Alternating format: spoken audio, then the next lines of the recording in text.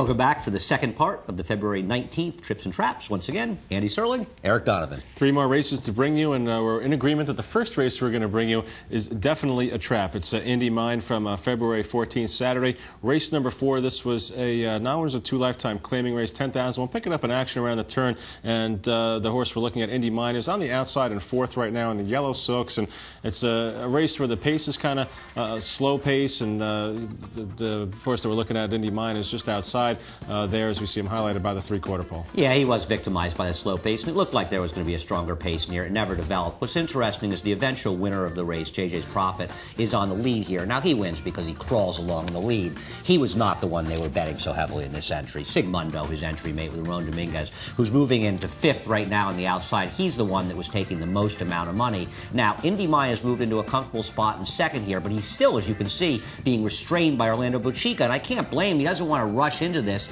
The problem that happens to him is you have the entry mate comes around the outside of him right now, Sigmundo, who looks like maybe he's going to clear. JJ Prophet has horse, and Sigmundo gets, and Indy Mine gets caught in the box. Yeah, both the entry mates are ridden to basically, I think, beat the 6-horse Indy Mine here. I mean, they kind of know that there's really no one else in the race to beat. They're the favorites, and the only other horse that's taking money here is Indy Mine, and we're going to see Indy Mine here just kind of boxed in the stretch. And the reason why we think this is a trap is because it's just so obvious. Orlando Bucica is trying to get this horse out, can't get him out. JJ's Prophet's being, nicely ridden by Rosie Napravnik, and on the outside you have Sigmundo. Yeah, well, Rosie Napravnik's really riding this so well because it's not so much in Sigmundo on the outside, but Rosie Napravnik, by being in the 2-path, she forces either Bucica to try to go through the inside, which is tough, though he does it when it's too late here, but also he makes so he can't really go to the outside and keeps him so hemmed in there. Indy Mine was the best horse in this race, there's no question about it. If they ran this race another 4 times, he probably wins the other 4 times, especially with the benefit of hindsight, because maybe as it turns out,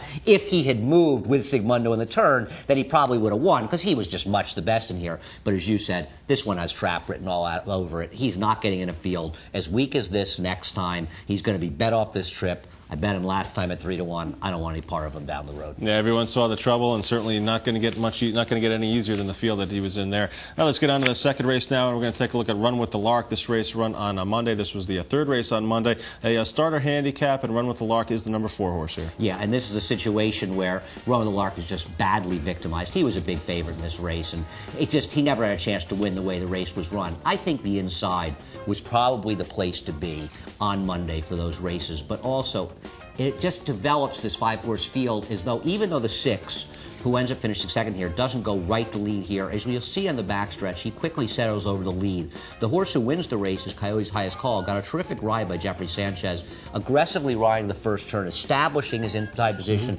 but making the others have to run hard enough so he wouldn't get victimized if they walked off in a crawl. But who gets victimized the most? Run with the Lark, who's 3-4 wide. Absolutely, and the thing with Run with the Lark, too, is that he's a good horse. He runs his best races when there's some pace in the race and a little bit of bigger field. When you get into a 5-horse field like this, you tend to see the pace being slower, everyone being more jammed up, and his late run is kind of affected or negated by the fact that the pack is so close here, only maybe 2.5 lengths separating the whole lot of them. Yeah, no question about it. I agree. And Coyote's Highest Call is almost getting shuffled back a little there, but Sanchez actually cleverly asserts his position on the inside. It's a tough thing to do as you're heading to the turn, as they are here. And of course, as you said, in this race, Run with the Lark is being caught outside.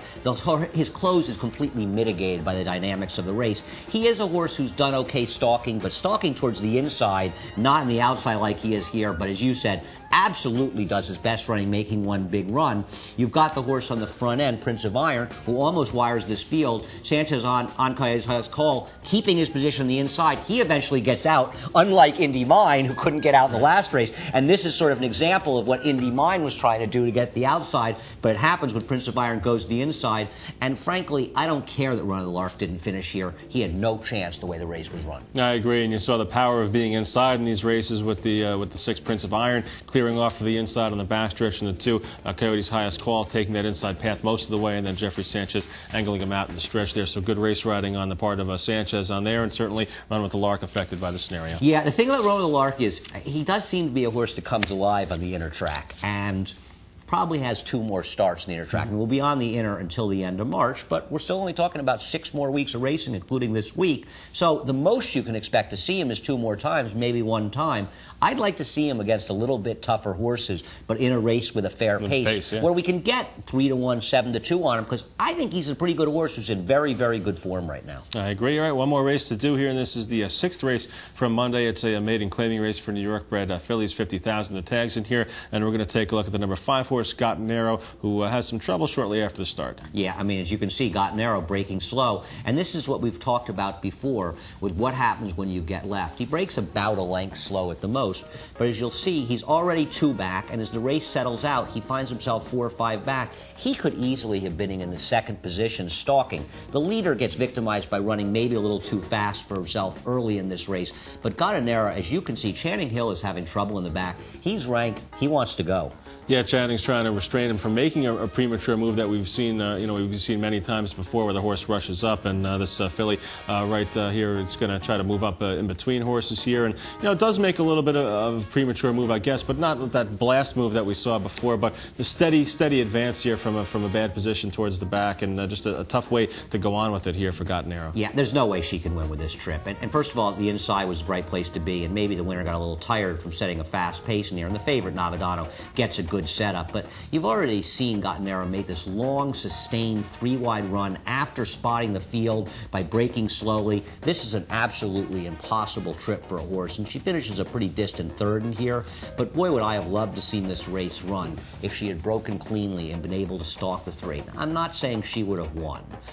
Clearly, she gets beaten a lot here, but I'm telling you, the difference would have been a lot less than the 8.5 lengths she bear, 8.25 lengths she actually loses the race by. And keep in mind that this was a maiden claiming race, but those 1-2 finishes dropping out of maiden special weight, so this might have been a little bit above average maiden claiming race for this time of year. Yeah, no, I agree with you. That's a very good point. And Gottanero gets in this spot again, and it's a little bit weaker. And the other thing is, I'd like to see her get in the spot with Griffin Avenue back in here on a fair racetrack with another speed horse in here, because Griffin Avenue was able to get loose. I don't think she has that much heart that if she gets involved in the pace and that her horse or is forced to chase, that she'll be able to hold on. And I'll take my chance with Gottanero, maybe if she can settle a little bit. And so I'm looking to bet her down the road, same spot.